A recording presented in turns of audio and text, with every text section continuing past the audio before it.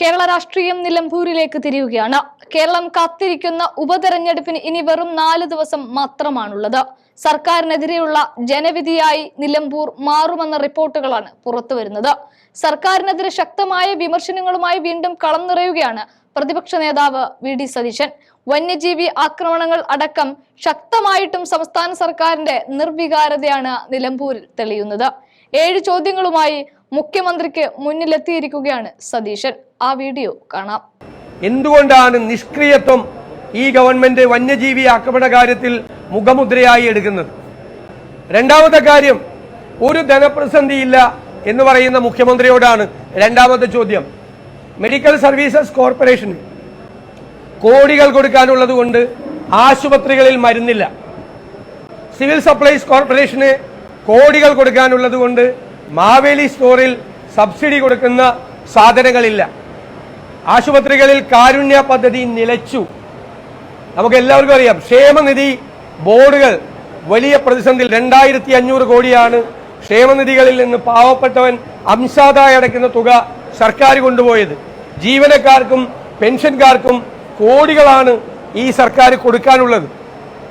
വലിയ ബാധ്യത, ഒരു സർക്കാരും വരുത്തിവെക്കാത്ത സാമ്പത്തിക ബാധ്യത വരുത്തിയ ഈ സർക്കാർ ഇലക്ട്രിസിറ്റി ബോർഡിനെയും KSRTCയെയും സപ്ലൈകോയെയും മെഡിക്കൽ സർവീസസ് കോർപ്പറേഷനെയൊക്കെ തകർത്തു. 3 പ്രാവശ്യം വൈദ്യുതി ചാർജ് കൂട്ടി, 4ാമത്തെ പ്രാവശ്യം വൈദ്യുതി ചാർജ് കൂട്ടാൻ ശ്രമം നടത്തുന്നു.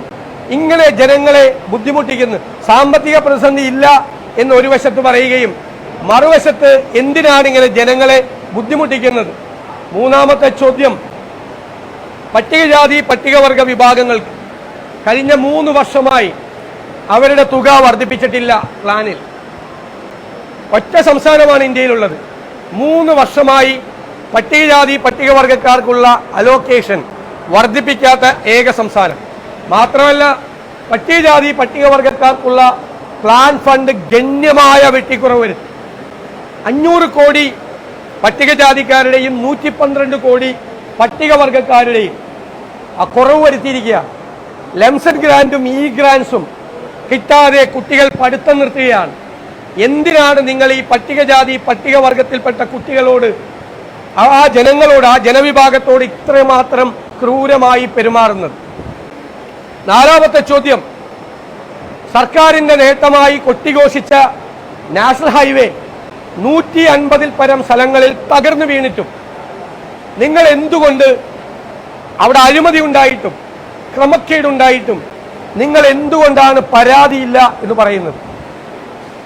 ഡൽഹിയിൽ പോയ നിങ്ങൾ കേന്ദ്രമന്ത്രിയെ കണ്ടപ്പോൾ സമ്മാനപ്പെട്ടി കൊടുത്ത് പൊന്നാട അണിയിച്ച് കേന്ദ്രമന്ത്രിയെ ആദരിക്കുകയാണ് ഉണ്ടായത്. അപ്പൊ BJPയെ ഭയന്ന് എന്തുകൊണ്ടാണ് ദേശീയപാതയിലെ ക്രമക്കേട് BJPയും CPMഉം തമ്മിൽ ബാന്ധവമുള്ളത് കൊണ്ടാണോ അത് സംസ്ഥാന സർക്കാർ മൂടി വയ്ക്കാൻ ശ്രമിക്കുന്നത്? അതാണ് ചോദ്യം. 5ാമത്തെ ചോദ്യം, ആശാ വർക്കർമാരോട് ക്രൂരമായി പെരുമാറുന്നു. മുതലാളിത്ത മനോഭാവമാണ്. അവർക്ക് പൈസ കൂട്ടിക്കൊടുക്കില്ല എന്ന് മാത്രമല്ല, മന്ത്രിമാരടക്കമുള്ള CPM നേതാക്കന്മാർ എന്തിനാണ് അവരെ അപമാനിക്കുന്നത്? നിങ്ങൾ എന്നാണ് മുതലാളിമാരായത് ഈ പാവപ്പെട്ട തൊഴിലാളികളോട്? നിങ്ങൾ PSC ചെയർമാന്റെ ശമ്പളം 4 ലക്ഷത്തിലധികമായി വർദ്ധിപ്പിച്ചു. പൊളിറ്റിക്കൽ അപ്പോയിന്റ്മെന്റാണ്. 3,80,000 രൂപ നിങ്ങൾ PSC മെമ്പറിന്റെ ശമ്പളം വർദ്ധിപ്പിച്ചു. അവരുടെ പെൻഷൻ കേട്ടാൽ ഞെട്ടിപ്പോകുന്ന തരത്തിൽ വർദ്ധിപ്പിച്ചു. നിങ്ങളുടെ പൊളിറ്റിക്കൽ അപ്പോയിന്റ്മെന്റ്സിലുള്ള PSC ചെയർമാന്റെയും മെമ്പർമാരുടെയും ശമ്പളവും പെൻഷനും നിങ്ങൾ ലക്ഷക്കണക്കിന് രൂപ വർദ്ധിപ്പിച്ചു. മുഖ്യമന്ത്രിയുടെ സോഷ്യൽ മീഡിയ ടീം 12 പേരാണ്. ഒരു മാസത്തെ ചെലവ് 80 ലക്ഷം രൂപയാണ്. ഞാൻ ഇടുന്ന ഒരു പോസ്റ്റിനേക്കാൾ കൂടുതൽ ഒരു പോസ്റ്റും മുഖ്യമന്ത്രി ഇടുന്നില്ല. മുഖ്യമന്ത്രിയുടെ ഫേസ്ബുക്ക് പോസ്റ്റിലും ഇൻസ്റ്റഗ്രാമിലും പ്രതിപക്ഷ നേതാവ് ഇടുന്ന അത്ര തന്നെയുള്ളൂ.